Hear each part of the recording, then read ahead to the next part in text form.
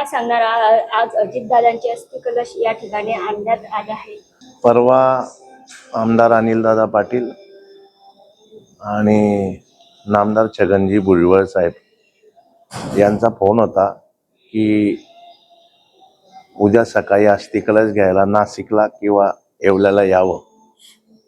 त्याच्यामुळे धरणगावची श्रद्धांजली झाल्यानंतर आमचे रावेरचे जिल्हाध्यक्ष उमेश नेमाडे, कार्याध्यक्ष योगेश देसले यांच्याशी चर्चा केल्यानंतर आम्ही धरणगावून परस्पर येवल्याला जायला निघालो आणि येवल्याला मुक्काम केल्यानंतर काल 12-12:30 वाजता भुजबळ साहेबांच्याकडून आम्ही आदरणीय दादांचा अस्थि कलश स्वीकारला आणि काल रात्री उशीर झाला तर माझ्या निवासस्थानी अजितदादा आले होते.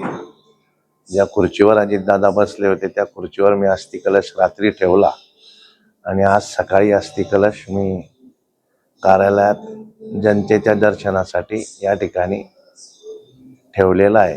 आणि या ठिकाणावरून धरणगाव मार्गे अंमळनेरला अनिलदादांच्या कार्यालयात अस्थिकलशाचं दर्शनासाठी पुन्हा अंमळनेरला ठेवणार आहोत.